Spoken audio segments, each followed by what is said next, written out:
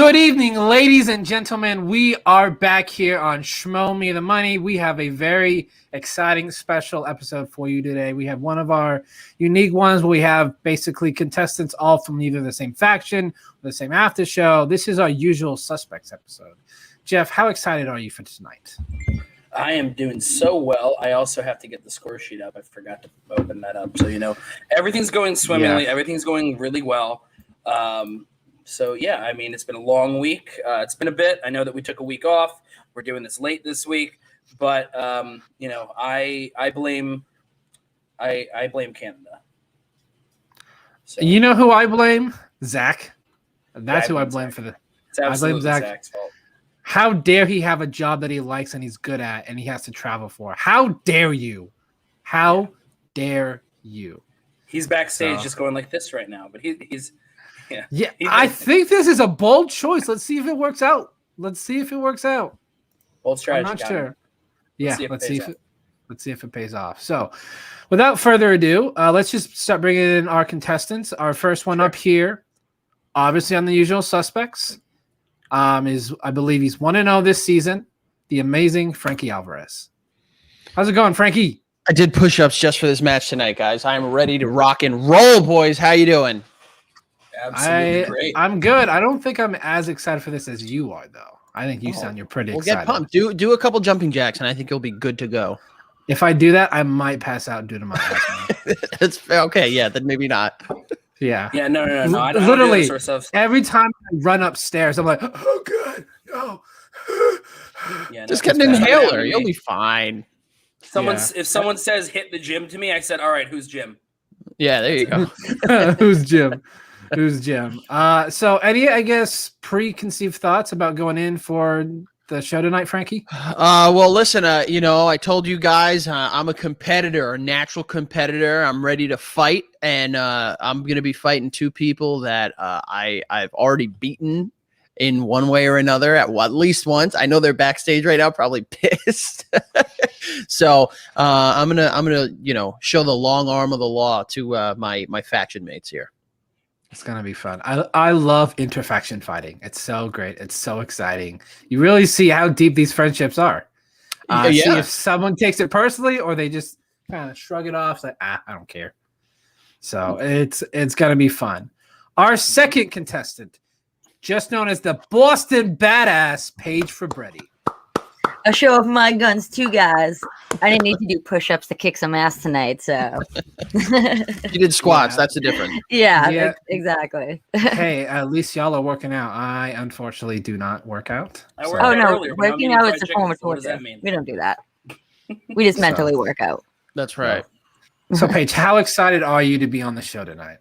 Oh, man. I mean, I'm very competitive as it is. So I guess going against two of my faction mates, I'm kind of out for revenge with them, kind of what Frankie was saying earlier. So this is my night tonight is all I'm saying. So those boys better watch out.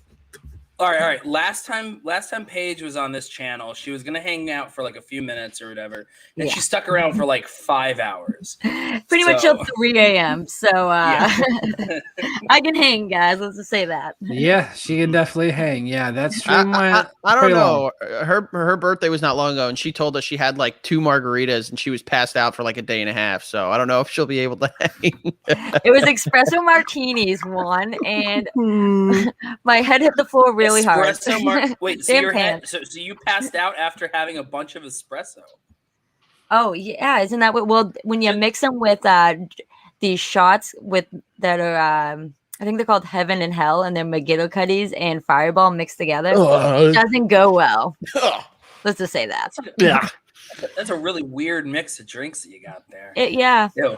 That's Boston for you. Exactly. Let's bring up the next person. This is a weird conversation. I don't like it. All right, and our third and final contestant from the usual suspects, Amaru Moses. I didn't know this was like a qualification. I run, guys. That's what I do. I run. So again, at least you work out. I think I'm the only one on here that doesn't. My working out is walking up and down the stairs. That's fair. That's good. It's better than nothing. That's right. So I get some of it, just not a lot there. So we have two first-timers on the channel, Frankie and Amaru. So we are very grateful and appreciative that you guys wanted to join us here tonight. For those of you that have not checked out the show before, what we do is we talk about the Schmoedown matches from the previous week. We just add a little bit of a different flavor to it. It's a mix of like debating and discussion. It's not purely debating, but if you are good at debating, you tend to do pretty well. So very excited to see what these three contestants bring to the show this week. Without further ado, we're going to go ahead and get started. Our first match of the week was a Star Wars match. We had Marie Wilson versus Gold Leader. It's just what he goes by, Gold Leader. So before I forget, though, we got to do a little bit switcheroo. So, and making a there we matchup go. with however it was arranged by the guy who makes our thumbnails. That's how we organize it. I was gonna say, in the middle. So I always forget to put up the scoreboard till like right before we start. So we're gonna start with Frankie here. Yeah. Gold Leader has gone perfect, legit perfect in his first two games so far. He hasn't even had to check down the multiple choice in round two, which is pretty impressive in my book. Even Thomas Harper, the like everyone's pick to win everything in Star Wars, has checked down at least once. Can he do it a third time when he faces Zach Burkett? I mean, I think anything is possible. You know, the Star Wars division as a whole is showing an absolutely unreal depth of talent, and the reality of it is that they need to be able to operate without checking down to multiple choice in round two. They need to be able to operate going perfect in round one. They need to operate making sure that they're going to be perfect in round three, because there is little to no margin for error. And Gold Leader went out there. I mean, listen, Marie, a faction mate of ours. We know how hard she works. We know how incredible she is. And I think the fact of the matter is that even in a loss, she proved that she is a force to be reckoned with. And that's something that I think coming out of all of these Star Wars matches are what makes them very different from Inner Geekdom and from the singles and from teams, is that no one is walking away from a Star Wars division looking bad. Every single competitor in the Star Wars division right now is coming out stronger, better, smarter, and they're adapting to the game. And I really, really believe that I know that, Marie losing in round one of the Star Wars tournament is only going to be a small little, crack on the pavement that is going to be her Star Wars career. So I'm really, really excited. And listen, I mean, I had to break the ice here. I know my competitors, and especially Amaru, is a masturbator. I'm a great debater, but I mean, Amaru is just the masturbator here. So I'm excited to see what he has to say. And, it's just, yeah. Time. All right. Frankie only did say master debater. He took out the duh part of that. I don't know what you're talking about. Couple things here. I misspoke. Yeah, I misspoke. He's not perfect. I misspoke that. He missed the Rogue One question. It's all right. Give me 6 more points because you. Fine. Don't worry. Yeah, I missed them. What are you doing, Buck? Masturbator, hey. Rue. That's what like we said. Watch those hands, Rue. Watch those hands.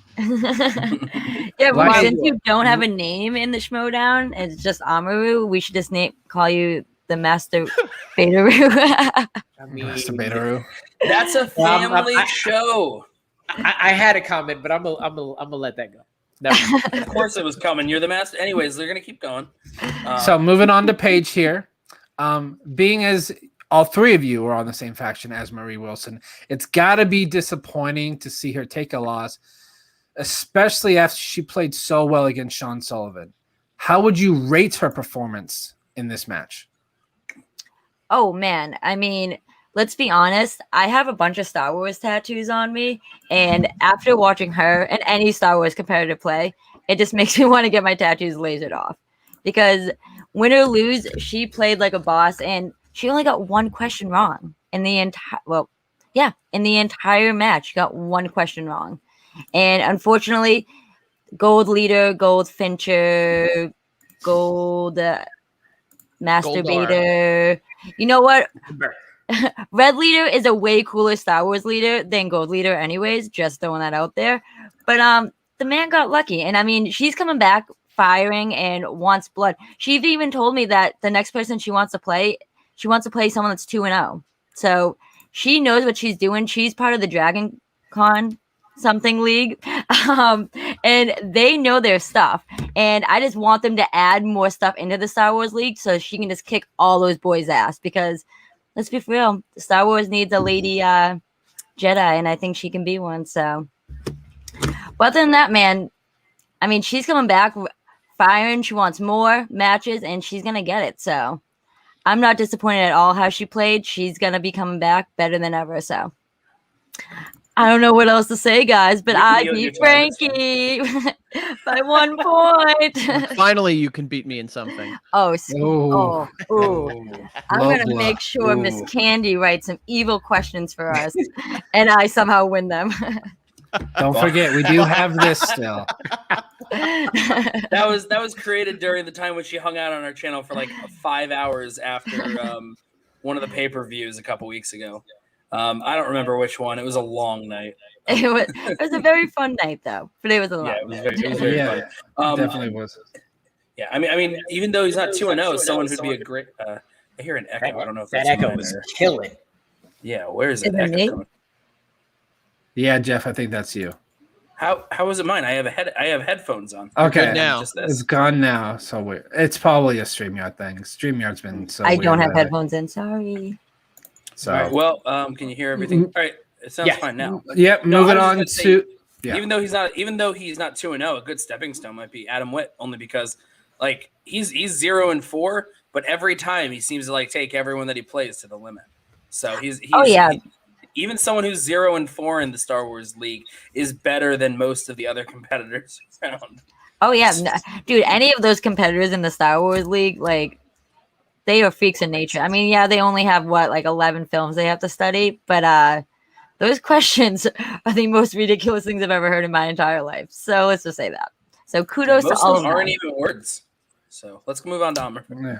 Moving on to Mr. Amaru Moses. Now, unfortunately, the suspects are no longer in the Star Wars tournament due to this loss from Marie Wilson. Who is your pick to win this entire Star Wars tournament of the people that are left? Okay, so first and foremost, Gold Leader is definitely the coolest because it's Lando Calrissian, and nobody is cooler than Lando. Evan, the guy who keeps trying to sell my brother a shirt, is wishes he could be that cool. Also, yes, he can go perfect, but that's not going to be the point. The point is when he messes up. When the game comes in for him, that's what I want to see from him. Most importantly, though, Gangster Ace is the best Ace ever. That promo from Ace was absolutely ridiculous. All the niceness was out the window. All of it was gone. The man was just, I don't know if he grew up with Cholos. I don't know if he grew up with GDs. I don't know what he did, but the man was gangster on that promo. And if he just keeps going the way he is, he's going to upset Thomas Harper. And I think he's going to take out Gold Leader. And any of those three, I believe, can win. But the way that Ace just took I'm humble and nice and swag is behind me and just went straight to, nah, fam, you got nothing coming to you. I'm sorry for everything. That man is going in, and he's going in hard. I was scared. I was scared looking at the man. And I just remember oh, wow, we all love Ace. We all think he's amazing. No, not only is he scary, but he answered damn near every question right if he didn't go perfect. And I don't even remember whether he went perfect or not. It's because he knows the game and he knows how to win. I think he's going to take it. Solid pick there. Yeah. Ace did pretty well in that match. I love this promo. I was like, oh, I like this Ace. Upset City. You can't get past Upset City. So now we have 4 minutes of a open discussion where all three of you can talk at once. You can talk about the other three prompts, maybe one that you weren't given, maybe you had some thoughts on that, or just general thoughts on the match. You have 4 minutes to discuss anything in regards Star Wars tournament too. Yeah. If you want to talk about just Star Wars in general for 4 minutes, have at it. Keep it up. Listen, I think Ace, proved a massive point, but it's more of the same that we've seen from Ace. He has shown us that he can go in there calm, cool, and collected. However, we do have to say the Ace that we saw in last year's tournament and the Ace that we saw in that championship match at the end of the year were two kind of different people. And I have to say something that we have not seen. We have absolutely not seen is we have not seen Thomas Harper mute, mother trucker, mute. No, man, honestly, who I think is going to take it, I think it's going to be a rookie. I think it's going to be Thomas Harper, man. That dude knows his stuff, and he's coming in hot this season. And he's just so confident and cool and collective. I just love every little aspect about it. And I mean, if my girl Marie isn't going to win, I guess I'll just give it to Thomas Harper, who's, I think, the next best Star Wars player. So guess we shall see what happens. Even though he's on the Den, and I'm not really the biggest fan of the Den, I mean, I'd give it to him. I think he's all right.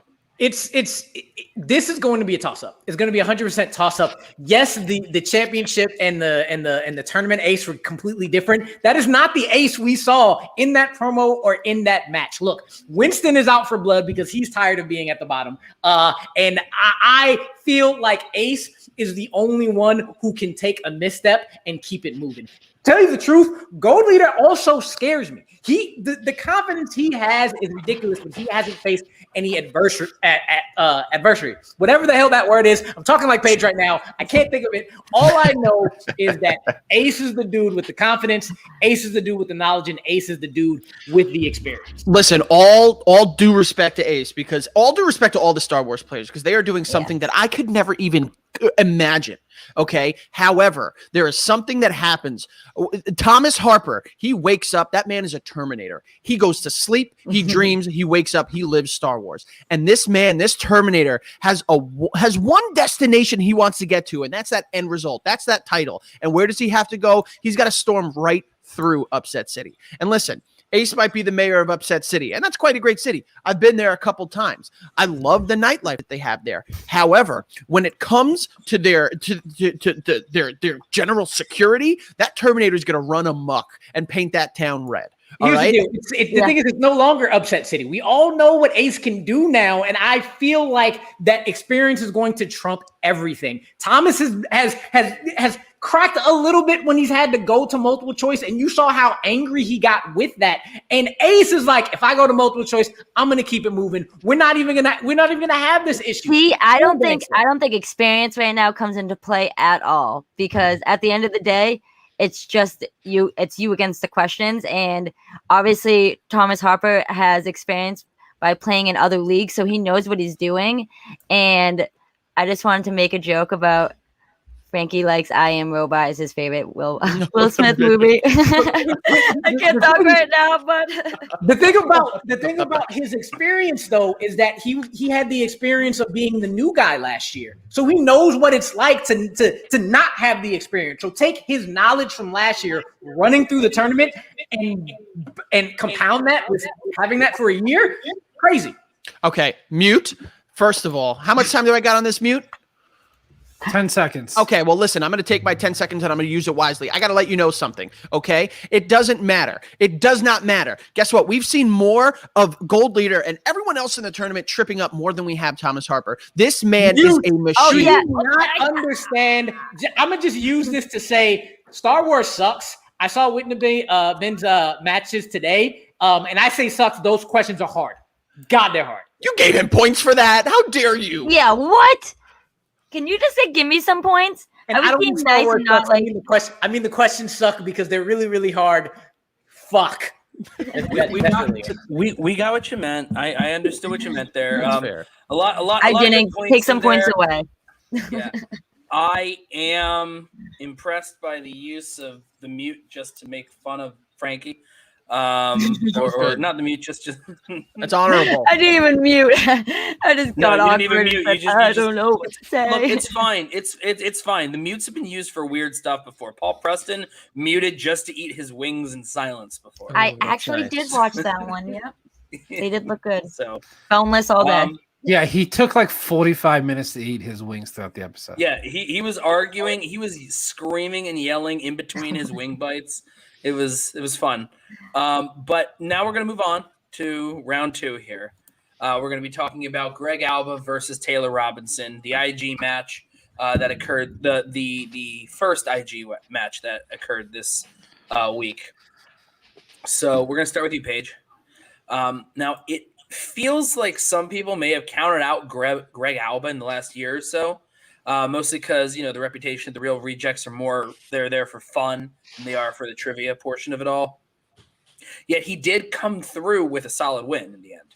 However, it did seem like Taylor it could have gone differently if Taylor happened to choose the first wheel slice that she got of Batman. Could Gucci convincing Taylor to spin away despite her saying she was confident be what might have caused that loss? Is my time starting now? As soon as you start talking, there you go. Okay. Honestly, your manager is Gucci. Taylor, what are you doing? You should not listen to a man named Bobby Gucci. That's all I gotta say with that. I mean, she should have been smart. You know what your strengths are, girl. You gotta take full advantage of that, and don't listen to that nonsense man. He has someone in his trunk right now, like tied up or something. You don't listen to men like that. But yeah, honestly, I don't know, because I will say if I was in that Intergeekdom match, I would have done damn freaking well. And I was very proud of myself while I was playing along with that match.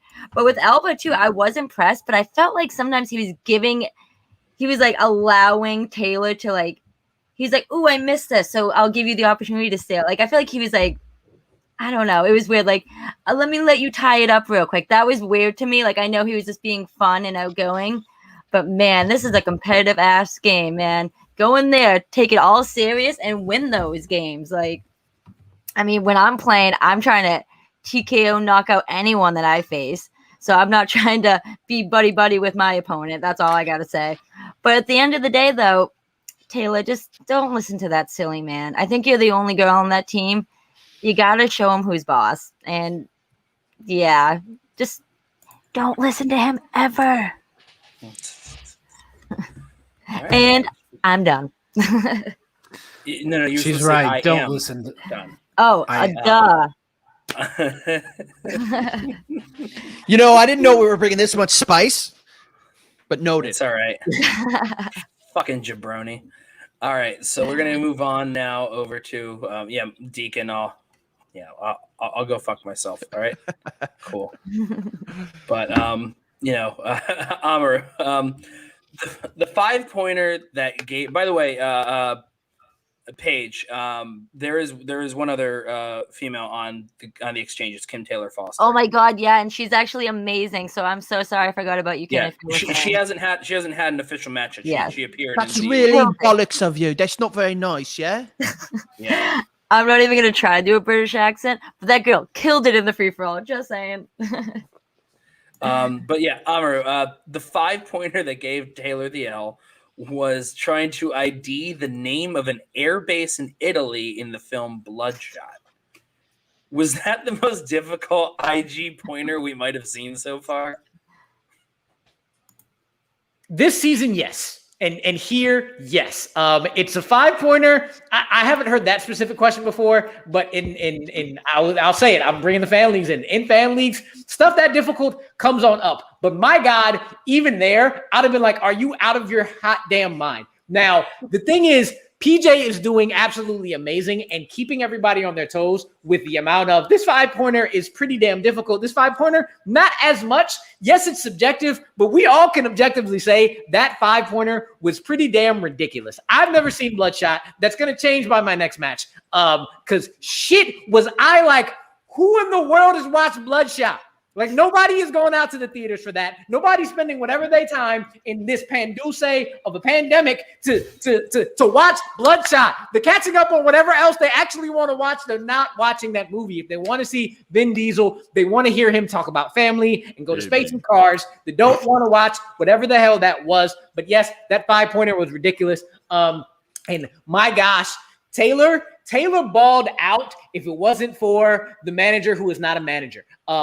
Barbarian I need you to stop letting him be your mascot. I need you to actually come in and manage the players you pick for that squad because the exchange is yours. You know it's yours. It is not Trinidad James, fake Gucci all of my watch, fake Gucci all of my belt, walking around with no shirt on for no reason other than he knows nothing.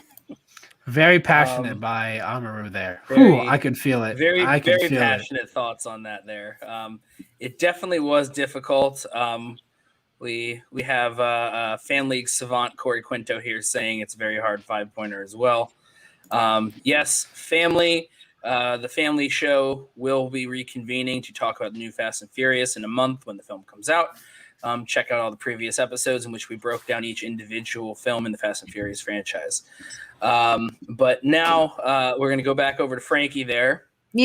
Oh, wait. They can't do that now? No, you cannot do that yet. You only get an extra mute if you last longer than a single round in the free-for-all. At least I got a question right. Shots fired. Pew, pew. It's not to you. I am talking. Sorry. Frankie. It's like you guys I'm not getting points because people probably hate me. It's all right. I'm a competitor and we're friends here. Me, Paige, and Amru, we study a lot. It's so. all right. You do have support in the chat page. Oh, thank you. So nice of you. You want me to bring that attitude in there? My wife hearing me I am serious. Yeah. My wife telling me I could not talk. I'm going to keep talking. All right, Frankie. Yes, sir.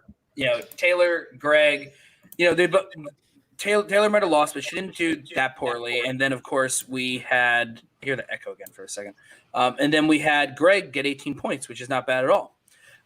Could either of these players, with the way the IG division looks right now, could they hang in an actual IG tournament, or do you think they may need some more work in order to get to the next level?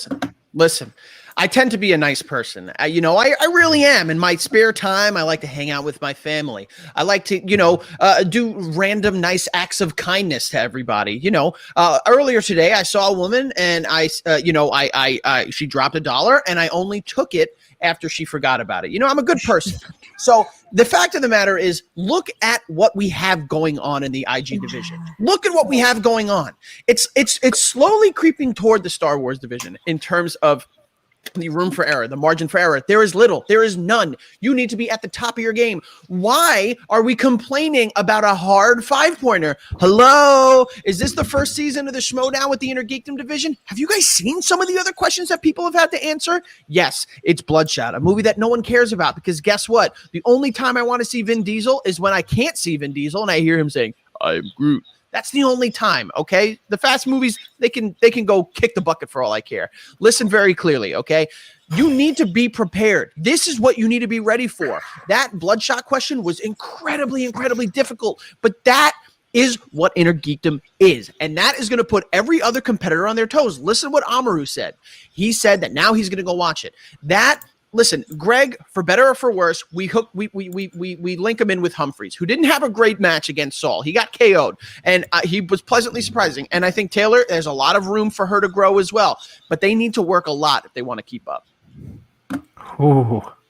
I gave an internal 10-second mute to you in my head, so I didn't give you points for about 10 seconds after you said that bullshit. It's like Kaiser's doing some recruiting. That's our man. You can't have him. No. Yeah. Well, it also depends on how many slots are actually open based on what Christian wants to do to the league next year. We still got 7 months left in the season, fam. This is just no. Yeah, we're focusing right here, right now. Also, stop giving the boys points and just give me points because I'm the cute one on the screen. Yeah, you. There. Now Buck's the cute one on screen. What happened? No, I go in the middle.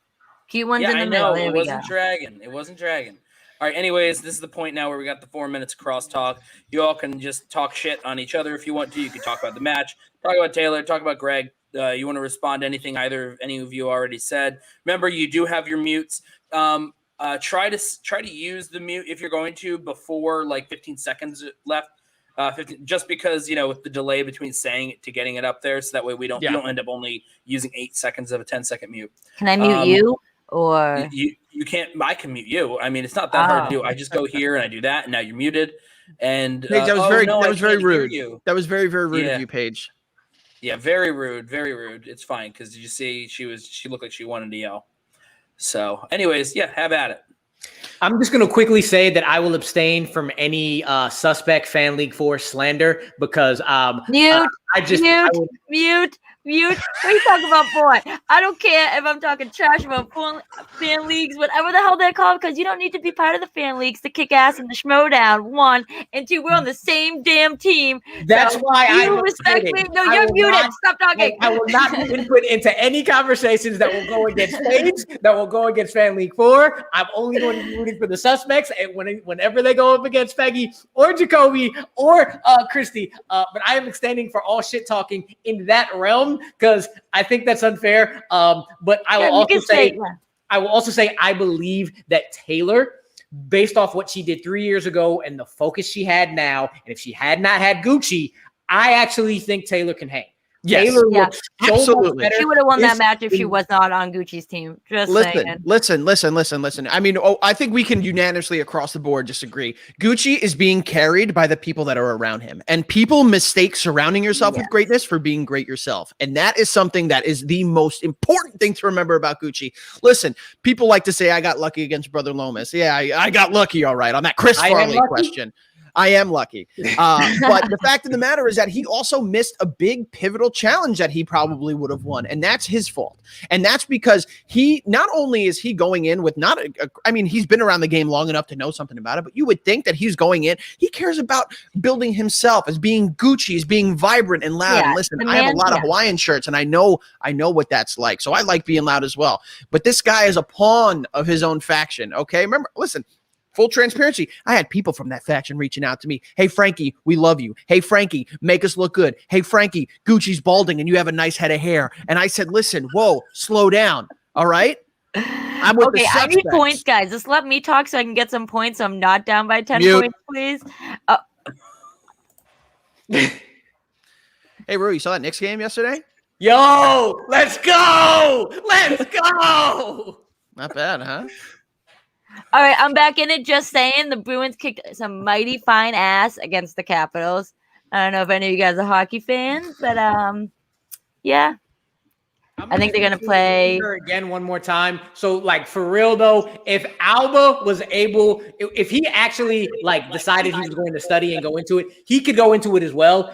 I think he could, but I think he's got other things on his mind. And he's here to have fun, and we love seeing fun. ALBA. All right, this masturbator Roo needs to stop talking now because I just need points, and I'm just gonna give everyone new nicknames now. So he is the kangaroo masturbating Roo.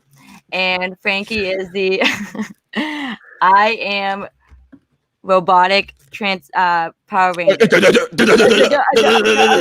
You'll get it out. You'll get it out eventually. You know what? It will come out because I just need to keep talking so I get points now. Well, listen, I think the incredible hosts of this show know better than for you to insult them saying that you're going to get points just from talking. Listen, Rue, we're doing a great job here, man. And I got to say, it's really honorable to be doing this with you, and I'm glad that we're putting up a good fight here against Paige because the fact of the matter is, she's 88 points. I mean, come on, look at us. You need to make sure she doesn't come back from down 15 like the Knicks did yesterday when they came back down 15 in the Garden. Obi getting the dunk like Taylor should have gotten if it wasn't Gucci being like Nerlens trying to block her happiness and block all her blessings. I'm telling you, Paige, I'll give you these 10 seconds. Okay, thank you. You know what? I do like Alba's name because it is funny that he's nickname after Idris Elba. People say I look like Idris Elba. That's a fun story. You kind of do, but he might have a little bit more hair. Well, that was overwhelming. I get so excited I can't get words out of my mouth. We can tell. But it's still real close here, guys. We're going to be going into round 3 now. Round 3, we've moved on from Alba and I was going to say Elba, same thing, and Robinson. We're going to be talking about the big teams match of the week, which was Danger Zone versus Rushmore, the finals of the teams tournament. So this one here, this is for you, Amaru. So JTE came back and he played lights out for 3 games now. Even with a loss this time around, should JTE be in the conversation right now alongside people like, Jeff Snyder as one of the greatest teams players of all time? Of course. There's no doubt he's looked better than Roka. He's looked better than almost anybody who's been on screen this season, and definitely one of the better teams players. But the bigger question from this is Danger Zone and Rushmore, I'm not even thinking about. I'm thinking about what would happen if Deception actually had another JTE. That's really the question that needs to be on everybody's mind for teams. Danger Zone and Corruption are going to do whatever they're going to do. Shazam's going to do whatever they're going to do against whoever Snyder decides to pick up. It's really going to be when Marisol and Adam come back. What are they going to do against them? And after Janine is so damn pissed off about what happened to her, when her and Jacoby come back as well. The 2 teams that got that Deception had that line right there is really what the teams is going to be about in the future. Excluding, of course, Big Time and Lightning, because all those the nerves and the losses and everything that's going wrong is going to go wrong now. And then later down the line, whenever the Godfather gets his teammate with any of us or Stacy or whatever, we're running through. Lightning Time's running through because we're getting our stuff out the way now. Danger Zone, Rushmore, Corruption, whoever it is, Danger Zone, Power Stone, whatever it is, suspects and fuck. Done. There you go. Interesting points there. Yeah, it is a pretty obvious answer there when you talk about legacy. You have someone like JTE, whatever thing that he did with the Patriots, and here and he lights out, and John Roca behind him. So then you had John Roca there. JTE looked like he obviously knew what he was doing. John Roca there had his screen flashing in his sunglasses, if you noticed there when he was being asked questions towards the end. So I don't know what was going on, but screen flashing and reflections in his sunglasses and looking down on his phone when you can't see. I don't know if he was actually looking at his phone. I'm just saying. If you study it like you did the Abraham Zapruder tape, was like, you might have some thoughts. So. Oh, I did not see this. That's why I take my glasses off when I do match. Well, I've only done 1 match and the free for all, but I don't wear my glasses for that fine reason though. So I don't want people to think I'm cheating because I would never do that. Yeah, no. He's got the huge sunglasses on there. So you just take a look. But it doesn't really matter because much like the Abraham Zapruder tape that day, the parade in 1962, the main character of that video, Rushmore, did not survive. So it doesn't really matter. But I think it's worth someone with a legacy like that, JTE, might have a better legacy in the long run. Frankie, let's go on to you. Now, it may be surprising to hear, but with that victory, I'm listening. Word from John. Bro, keep those hands up, baby. Keep them hands up. Yeah, absolutely, Frankie. I don't know what you're doing down there. Stop typing I am. You don't want to know what I'm doing down here. Trust me. No, that's Amaru. So It may be surprising to hear. Yeah, it's the Vader. The Vader. But with this victory against Rushmore, this is actually the first time, at least from what we can tell, Dan Merle has actually won a tournament. Buck did some research beforehand, and Dan's actually come in, 8th place one time, 4th place another time. Most of the reason behind that is because whenever there's a tournament, he's already holding the belt. It's sort of like an asterisk around it being the first big tournament win. But even still, is there anything that could be done that might be able to knock Dan off that pedestal as the GOAT at any point soon or in the future? If you want me to be really honest with you, the person that, in my opinion, has the best chance, look what I'm doing there, the best chance to really knock him off that is honestly with the potential Chance Ellison. This man is a lights out 3-division player. This man, and that, in my opinion, is going to be what can put somebody over the top. Listen, respect for Dan. Not only have I been a huge fan of Dan for years, but what this guy has done flawlessly is something that I don't think anyone will ever be able to do. Not only because of the frequency at which he's been able to hold the belt, but just how the people he's gone through in order to do it. Moving on. I really do believe that. I think that, once we get that first 3 division champion, once, and Chance has proven that he's lights out in teams. He's lights out, in IG, going all the way to the championship match last year. And I really, really do believe that that's what's going to put people over the top. When you can be successful in 3 leagues, the way that we saw, with people of the past that are also considered some of the best of all time, Kalinowski, going almost having that incredible run last year or the year before with that Flash Gordon question, which is still hilarious. I really, really do think that it's going to take someone to be a 3 division, possibly a 4 division player in order to step up and dethrone Dan. But again, it's going to take a long time, and Dan has had a lot of time to build himself up now. Yes, very good points there for sure. But now we're going to go on over to you, Paige. So, Danger Zone has now followed up Deception to become. It's one of the. I watched the clip recently, and it makes me laugh every single time. Still funny because he's like, still funny. Flash, and he like waited for them to say like correct, and he was like, nope. So great. Yeah. So, anyways, Paige, I'm still thinking about it now. It's still such a funny moment. Danger Zone has now followed up Deception to become the 2nd team to ever go completely perfect in a match. Now, they did use multiple choice, but in the end, they still went perfect.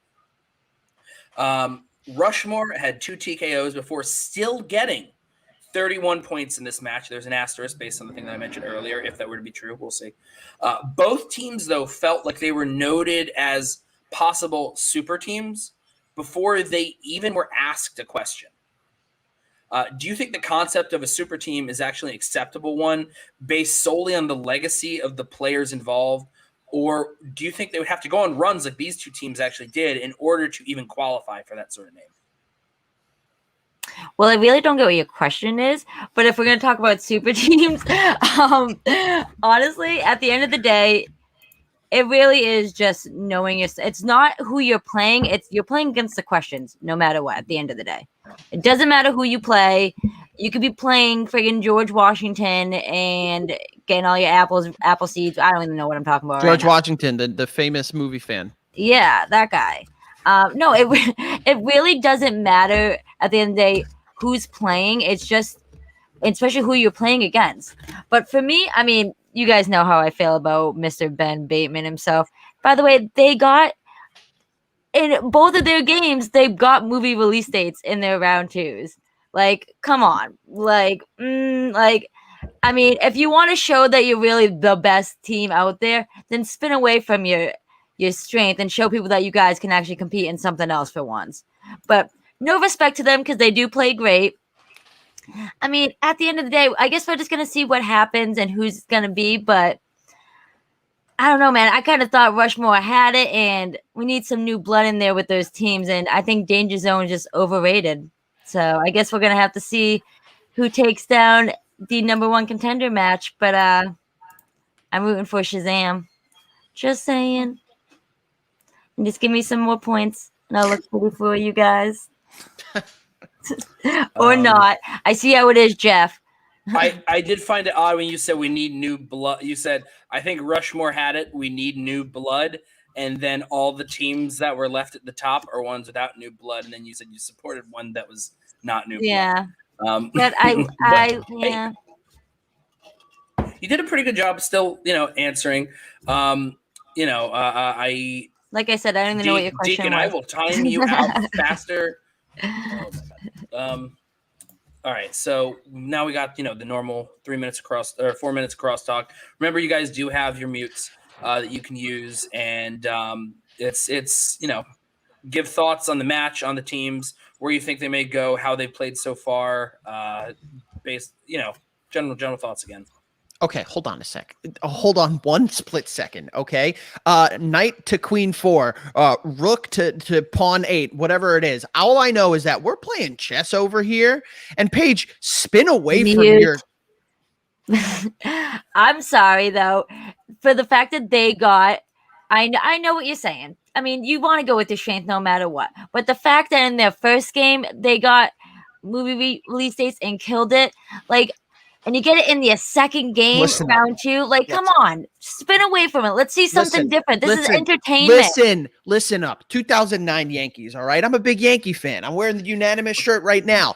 Listen, what they do when they want to win, who do they put out there? Andy Pettitte, the greatest postseason pitcher of all time. You think they're going to say, no, you know who we should put out there? Let's put out the bat boy. No, when you're spinning to win, when you're playing to win, you're picking your strength.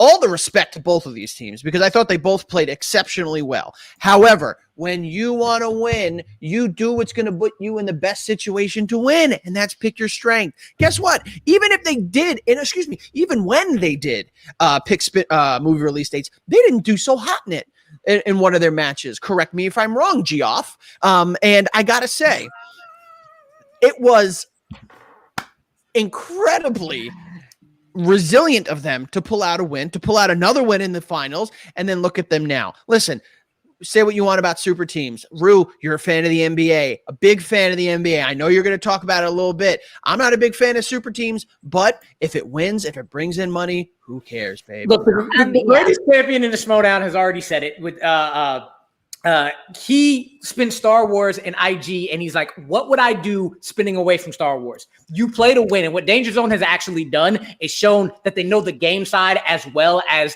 the question side. When they did not do well in movie release dates, it's not that they didn't do well in movie release dates. They knew how many points they were up. They knew how many points they were needed and said, you know what? Let's not get those 2 point steals just in case we're 1 year off because I'm between 2 years. Let's knock this down and let's make sure we know what we're doing. Spinning away from movie release dates would probably be the dumbest thing they could do. And what would be even dumber is to try to show off on their supposed strength and then mistake one thing and get a 4 point swing. Let's just be honest, though. I just didn't want them to win. So, Darren already has a belt. He doesn't need another one. And Ben definitely does not need a belt at all. And Rushmore got lucky and beat our team Lightning Time. So, if anyone's going to win this tournament, I would have just rather it been at least the team that beat us. So, at least we didn't go out empty-handed in a sense. Like, we were able to show, like, you know what? We did lose to the best team in the tournament. So... But I guess you guys are right on your points about, they didn't spin away. But you know what? When you have a champion out there, I want to see something different from him. And I know movie release dates is Bateman. I'm going to use this now. And for the most part, it doesn't matter who comes out. I am also rooting for Shazam. I believe Shazam is the best team coming out there. In terms of super teams, everybody is so good that's at the top. There's like a good 20 players in this league that if they teamed up, it would be a super team. So it really isn't about what you're doing coming together. It's about what you do when you get the questions and you're running through the match. You got to know how to play the game.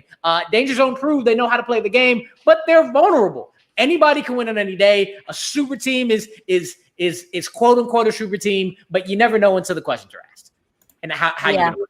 Super team is a bullshit word. So, you know what? It just comes,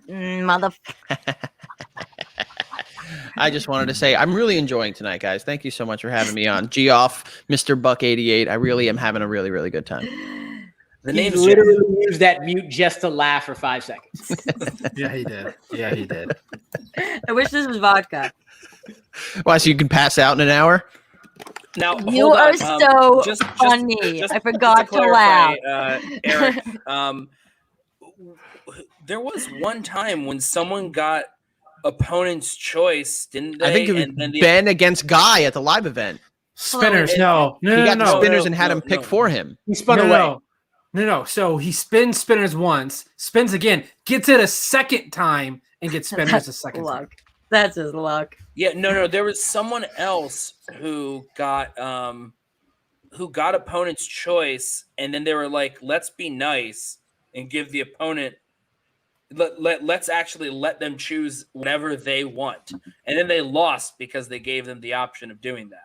I forget who it was. That feels like a real reject. Well, I know at the beginning of last season, who was it? The Den was playing someone, and they got opponent's choice, and then they gave them Festival Darlings to two critics. No, not that. No, there was literally a one point where this was it. Yeah, I knew it was a Real Rejects thing.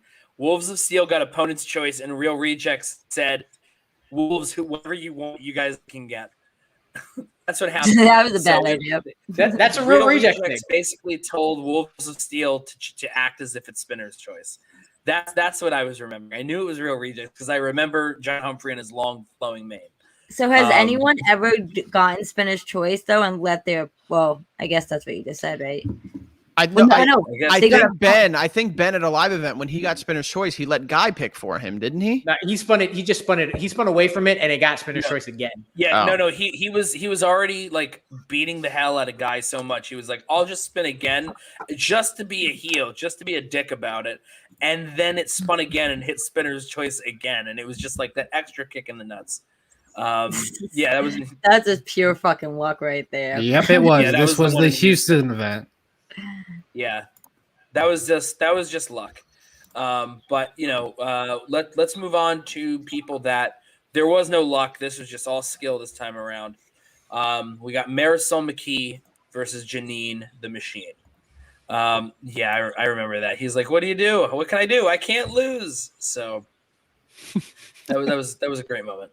But with Marisol versus Janine the Machine, the winner of this would go on to play Kevin Smith for #1 contenders match. So we are back to you, Frankie. I'm assuming you watched the match. This was in the pay-per-view last week. Yes, sir, I did. All right. Thank you. Welcome. It was a pretty good match, not gonna lie. It was surprising in a lot of ways. Especially considering the track record for some of them in years past, and by some of them I mean one of them. But this time around, it was like a completely different. It was like a completely different kind of match than what some of us may have expected. They went round for round, just kind of beat the shit out of each other up until that very final question. Those sort of matches tend to have this extra sort of adrenaline to them that other basic matches don't have.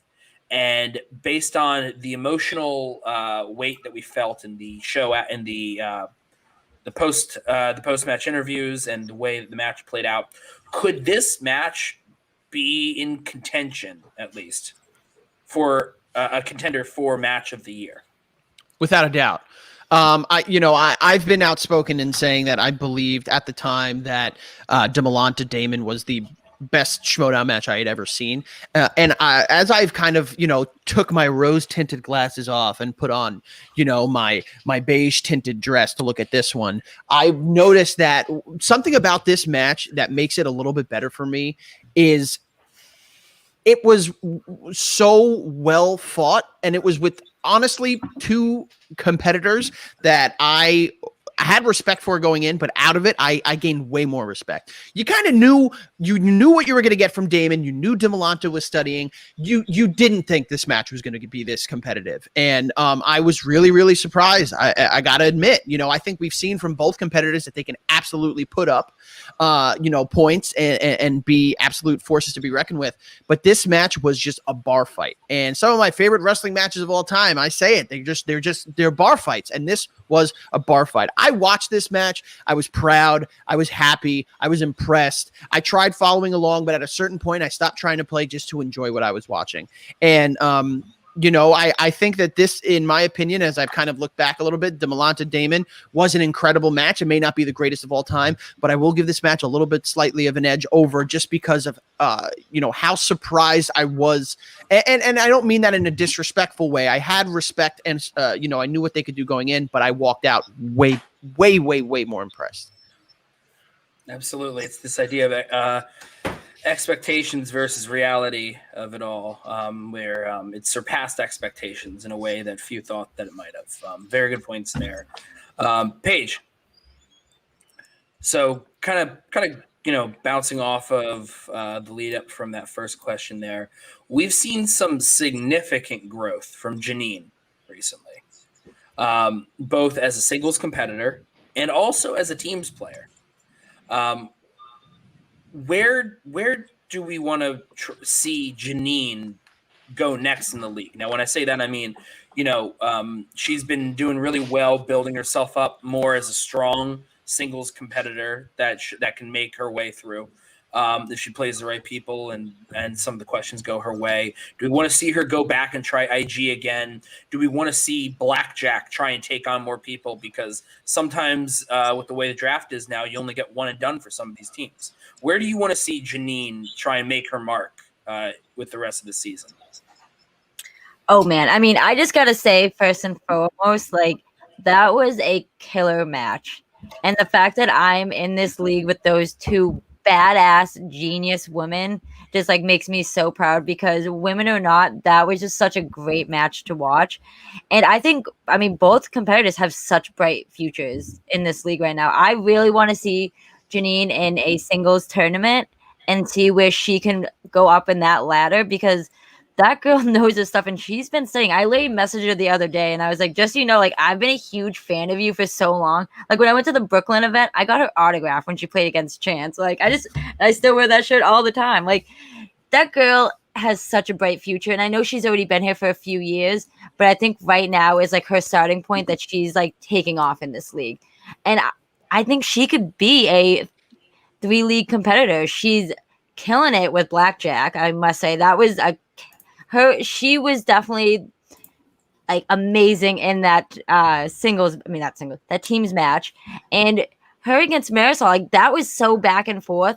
And that girl used to play in IG too, so she knows her stuff. If you can compete in IG, you can compete in any league, I feel like. So I really, really hope we see her, though, coming back this season with more matches and maybe even in a singles tournament, so that we can just see how great she'll move up in the ladder, because we need a women's champion. I would like that to be me, but if it's not, I want it to be her. Nice. We do. Amaru, obviously very excited at the idea of people who hang in IG can hang anywhere. I wonder why that is. Being nice. But it is true. So, now, however, there's a lot of talk here about Janine and how strong she's been. Marisol, however, she's the one who did end up winning in the end. In that really emotional, really great post-match interview, just how excited she was that she eked out the victory there in the end. Now she's going to go on to Kevin Smith, who is also who's currently 3-0. Different kind of competitors that he's had to face, though, than Marisol up to this point. What do you think the chances are that she's going to make it through Kevin Smith to go to the singles to try to compete for that actual singles belt? I think Kevin Smith is the anomaly of all anomalies. Like, we thought those first two matches, like, oh, he kind of got layups. We don't know what's going to happen. And then we saw Stacy coming in. It was like, all right, this will be a match. Perfect matchup, kind of equal level strength. And then we're like, okay, wait a second. Is Kevin Smith answering these questions because he's really, really great at trivia, because he's actually great at trivia, or is there celebrity bias here? And we wouldn't tell Christian, don't do celebrity bias. We want him back. Come on back, Kevin Smith. Come back as much as you want and as much as you like. This is going to be, I feel like Marisol's going to win. She should win. I believe she will. It's going to be a lot more of a fight than people think, because Kevin Smith is really good. The crazy thing about it is, the reason I think Marisol is going to win, and she should win, is that everybody's talking about Janine in this last match. And rightfully so, because she came up on a 5-pointer that she just didn't know. Nobody's talking about the fact that Marisol went perfect, except one multiple choice. And a benefit of the doubt rule that I actually think was a good use this time. I don't consider that a benefit of the doubt. I consider that, parentheses or not, is an actual acceptable answer. So she deserved that point, because the songs are mentioned in multiple ways. People brought up Sweet Dreams. It's called Sweet Dreams. It's called Sweet Dreams Are Made of These. Both of them should be acceptable, but she went perfect and nobody's talking about it. Marisol is dangerous. Kevin Smith can be dangerous. She should win, but it's going to be interesting to watch. Yeah, definitely one of my most anticipated matches to watch at Collision. Absolutely. And as we know, when we had Video Drew on after her match with Marisol, I believe that was when Paige was hanging out that night. Video Drew did come on, and she talked about how one of the things that she likes to do is, when she goes up against another female competitor, she likes to figure out like some sort of like a bit or something that they get to do together, and they were both talking about like using justice and like, you know, sustained and all that stuff. They had this sort of like thing prepared, and Marisol was down for making sure that she was, you know, she could respond, she can give as much as she got for a character like Video Drew. And then you have Kevin Smith out there who's just like this loudmouth, very, very comical type guy, and she seems like the exact sort of person that can, once again, just give as much as she gets from someone like that. So, and it is very interesting when that it could be a fight, especially when you think about, you know, that Kevin Smith understands the game when he negotiated his way through that challenge last time the way he did. He knew he was wrong, but he was going to try his damnedest to Ben Bateman that argument. But now we're going to go into, this is it. This is our final round of crosstalk here between all three of you. Got 4 minutes. You can talk about the match. What impressed you? What do you think could have been done better, if anything? Because I know some people might have been a little more bummed out on the benefit of the doubt rule, such as our friend Zach here. So, and also Partis there agreeing in the chat. And just, you know, general thoughts on it all. Remember, you guys each have a mute. Use it wisely. This is the last time mutes will be available. Whoever has the least amount of points at the end of this round will be placed backstage, and it'll be just up head-to-head for the final round talking about the main event. So have at it. Have fun. All right. Who's going to go first, guys? Ha, ha, ha. I'll go first. I'm sorry. That match was amazing, though, and any of those girls are going to be so – oh, man. I love Kevin Smith, but that man's about to get his ass kicked by a strong-ass female competitor, and I cannot wait. You know what? Kevin Smith is part of – I mean, he's in the movie industry. He makes movies for a living. If he doesn't know his trivia, there's something seriously wrong with that. And I think Marisol is about to show this man what it's like to really face a competitor that's going in there and knows her stuff and studies every moment she gets a chance to. And I don't know if he knows what's coming his way. This match, Marisol and Janine, I know it's a pipe dream. I know it's always a part of life, but this is the one where we need to stop talking about women in the Schmoedown. It's done. It's just competitors. It's nothing else. We don't need to mention that again, because man, woman, child, dog, whatever it is, if you're answering questions, you're answering questions. And we see that women in this league are Madam President, Miss Rachel Cushing, proved that a long time ago. They are the league. They are the league. We've heard it from Clark Wolf. Listen, I have my 2013 silver Nissan Altima outside. What I'm going to do is I'm going to get on the Garden State Parkway. I'm going to drive up north to exit 108. I'm going to get off in Red Bank. All right. I'm going to go over to Jay and Silent Bob's secret stash. I'm going to knock on the door and I'm going to say, Mr. Smith, I want to let you know that justice is coming. Okay. Because as far as I know, listen, all due respect to Mr. Smith, I quite enjoy Clerks too. This was the #1 contenders match, and they went out there and they put up, they showed us what they got. And everyone, why do we have to see, whenever someone says, what do you want to see them do next, what, like, we need to come up with answers like, oh, I want to see them go into this league, I want to see them play this person. You know what I want to see both of these women do next? Exactly what the hell they've been doing thus far, because guess what, they're showing that they're doing it exceptionally. And if it ain't broke, don't fix it. Kaiser, you're in the chat. You know, you've been a plumber for the last like 4 weeks. I know you're not doing so great, but if it ain't broke, don't fix it. Now listen up, all right? I'm going to mute this man real quick. He's been talking a little bit too long. But I got to say, for me, this should have been the #1 contender match. Not the match that we're getting next, at the Collision. This is the match that I think we've all been waiting for this season. This was such a head-to-head match the entire game. And I mean, the fact that the Machine went perfect with Frank Capra, like, what? Like, and then you get dance movies too, and she's dancing her way through every single one. This match right here, I think, is probably match of the year, at least thus far. Okay. Well, listen up. You know, I know.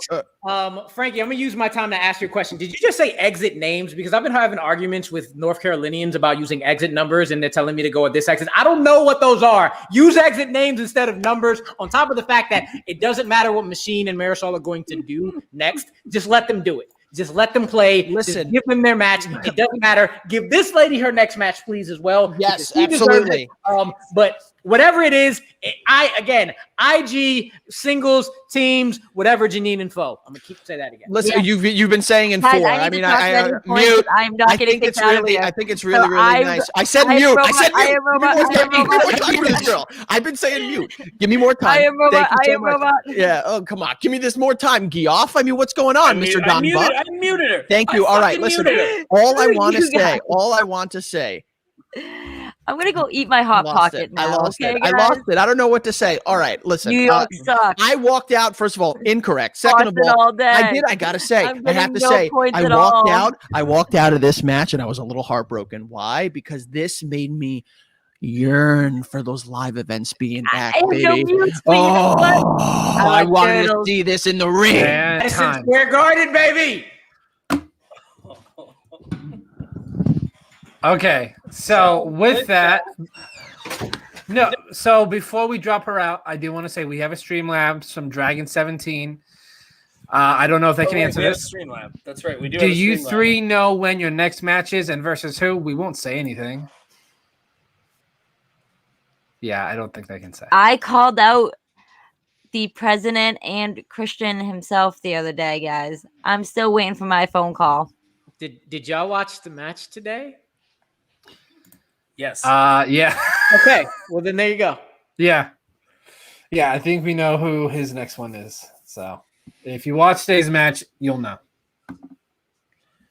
Oh, you're going interfactional.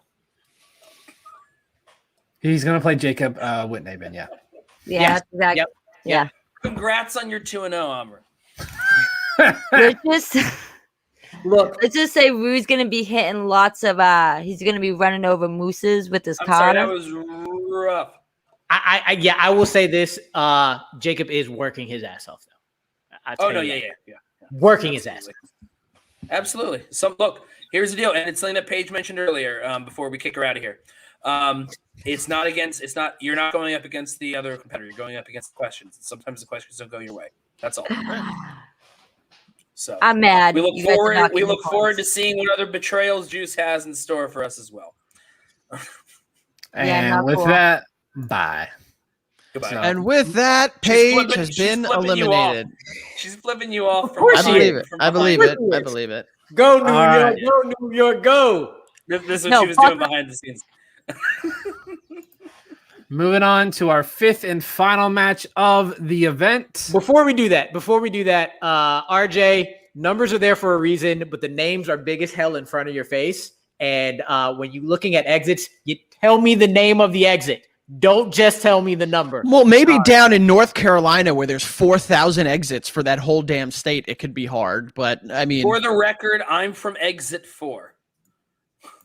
Where is that? he's on What is exit. that? Yeah, but see, he's exit 4 off the turnpike. I'm exit. Yeah, off the turnpike. This Yeah. guy.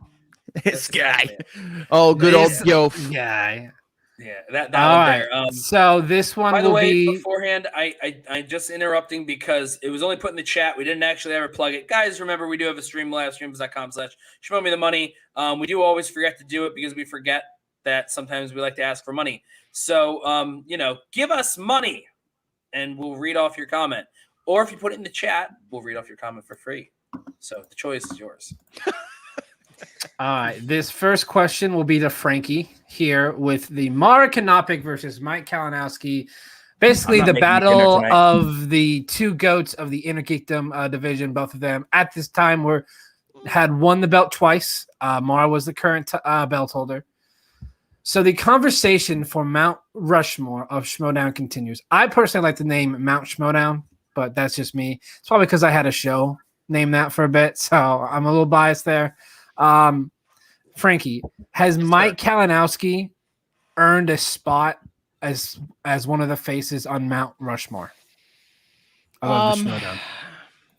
I don't think that's a fair question because when you're asking about Mount Rushmore, the Schmoedown, I do think that you need to divide it by divisions. In the singles division, not a chance. In the teams division, he has a chance. In the Inner Geekdom division, Now we're talking some money. All right. Listen, this guy has shown to be adaptable. However, unfortunately, a lot of people are going to say that Chance carries him in the teams division. Unfortunately, people look at what he did 2 years ago in that singles tournament and say that he played like a rookie.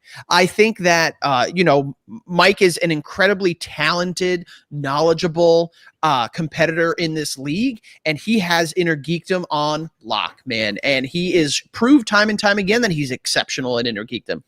He is on that Mount Rushmore. There's 3 Mount Rushmores, and I don't know why I can't say it. We'll make a call. There's a Star Wars one too. It's very young. They're still carving out, those beautiful eyes that Damon has.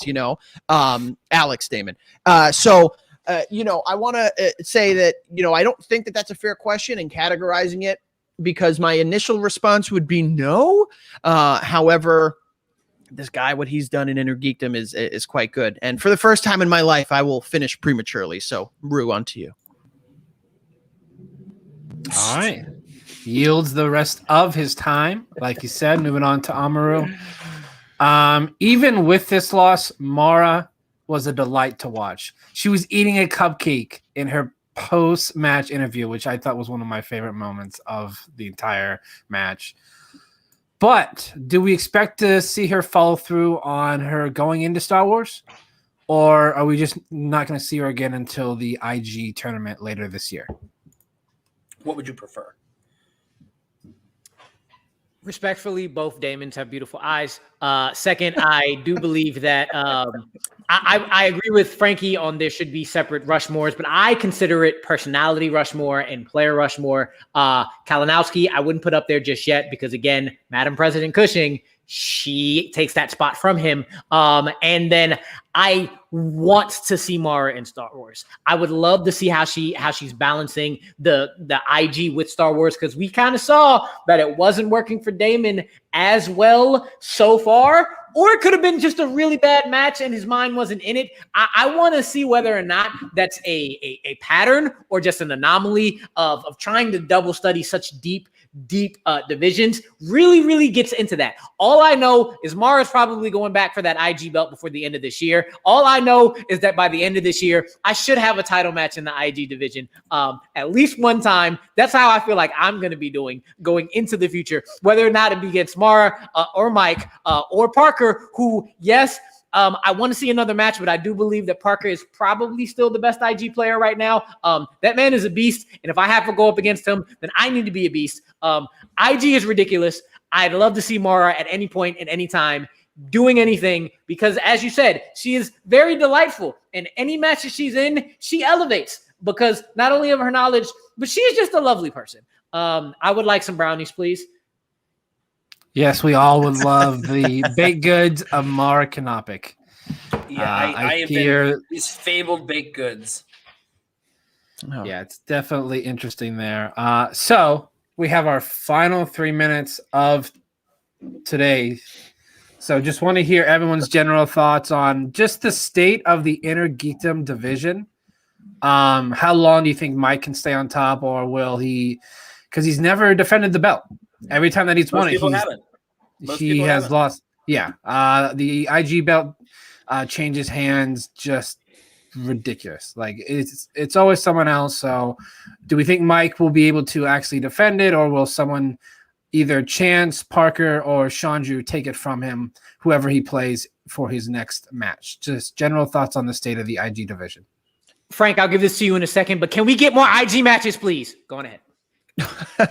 Well, listen, there is something about the Schmoe that I don't think is said enough, and something that I definitely want to say here. In my humble opinion, I don't believe consistent defenses of the title, because it has really not happened except for in the Star Wars division, is as impressive as much as it is getting to that belt. And because of the absolute depth, 20,000 leagues under the sea depth that we have in all of these divisions, anyone that is able to get to a championship match absolutely deserves all the respect. And, what I think is going to happen is I think that depth is going to get a lot tougher, and everyone in that league is only going to get better.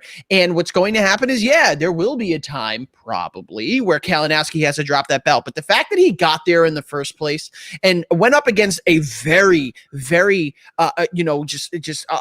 riding off the steam from that previous match, coming up with, in my opinion, strangely enough, an upset going up against Chandru.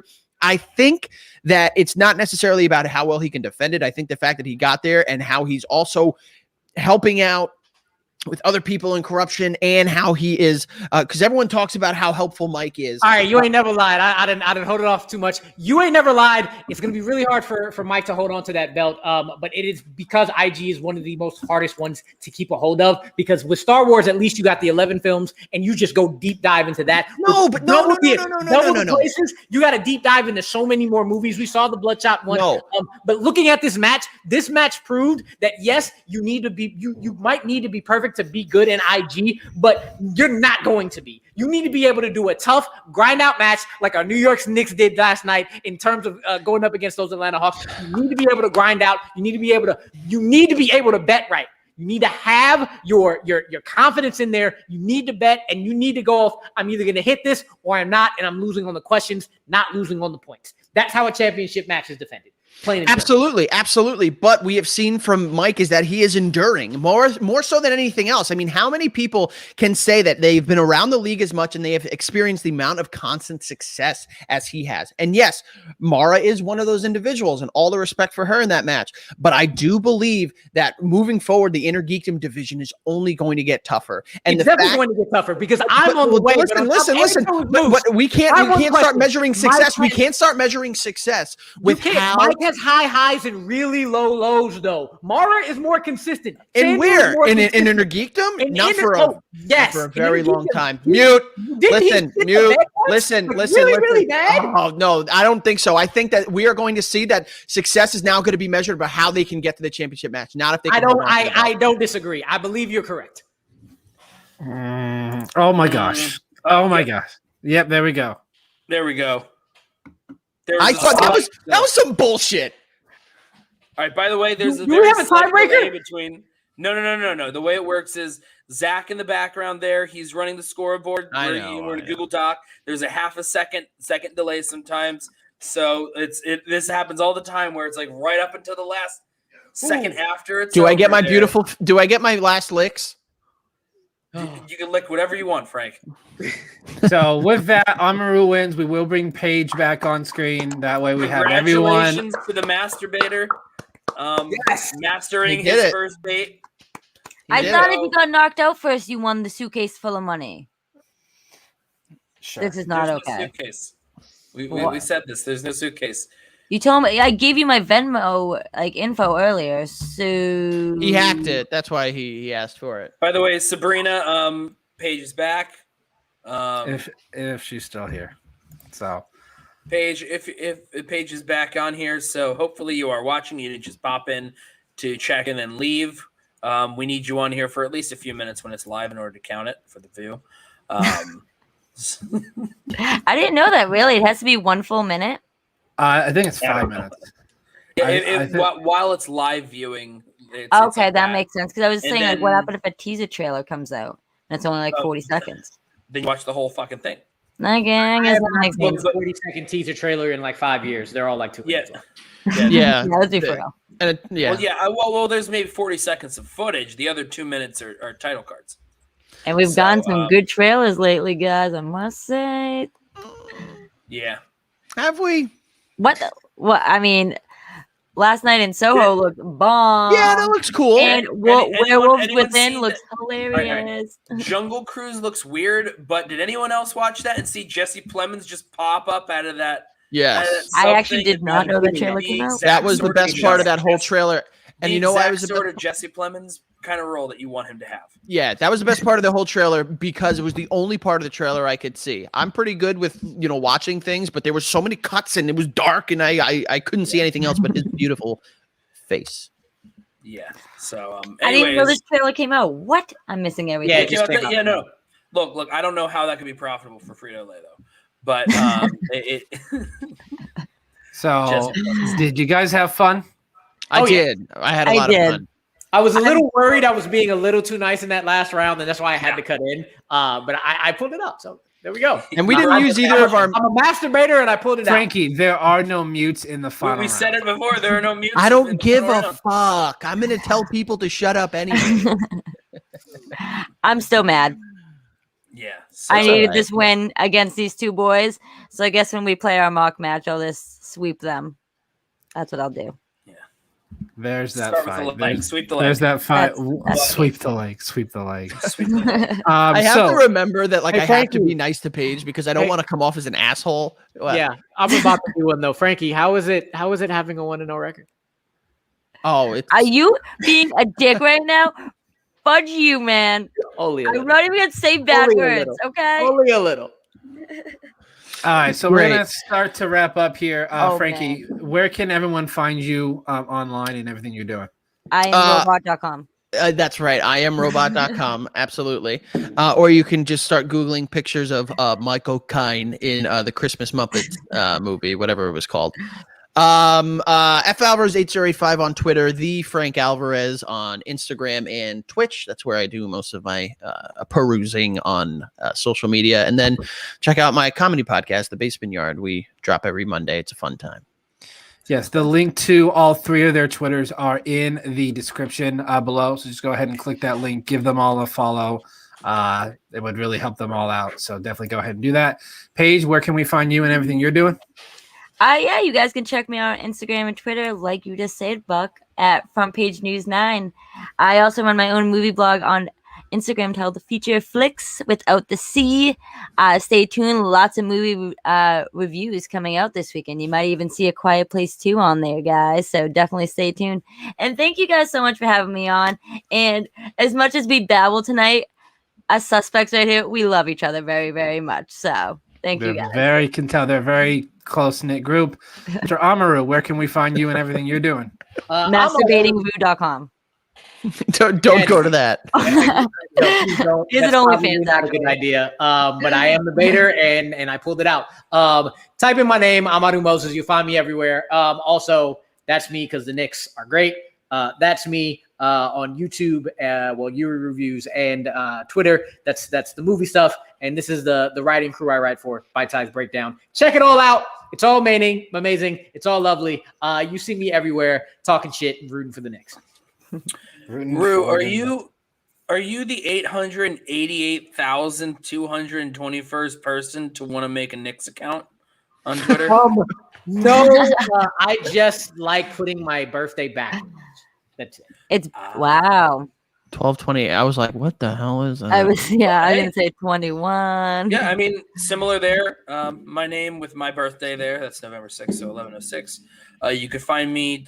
That's my Twitter handle. I'm on this channel. We do this stuff normally on Tuesdays, even though today was Thursday when we recorded this. We will, in a month when F9 comes out, we will be reconvening the Council of the Family Show to break down and talk about F9.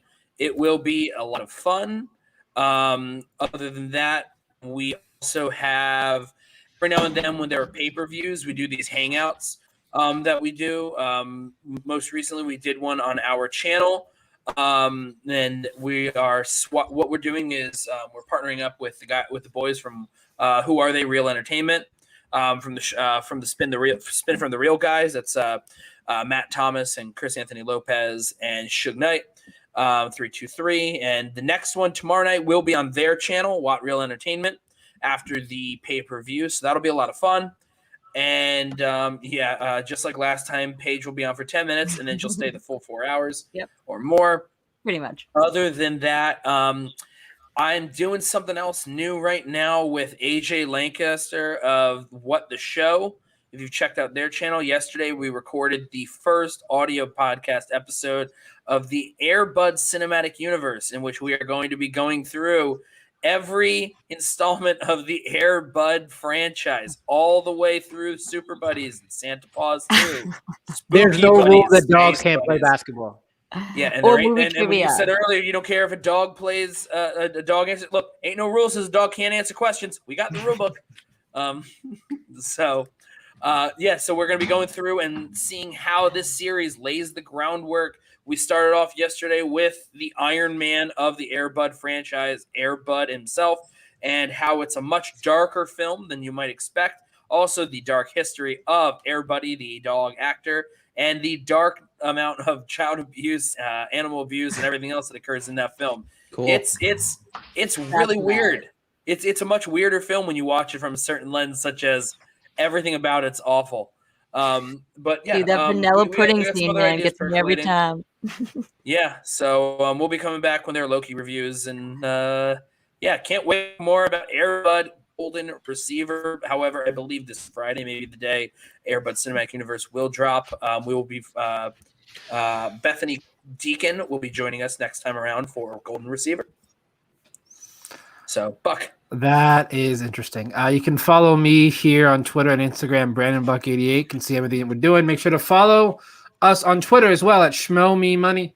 If you have not, make sure to subscribe to this channel so you can see all of our future episodes. We do have a lot of good things coming up. We're doing our Loki show in about just under 2 weeks. We will be doing movie reviews now that movies are kind of starting to come back here, so pretty excited for that.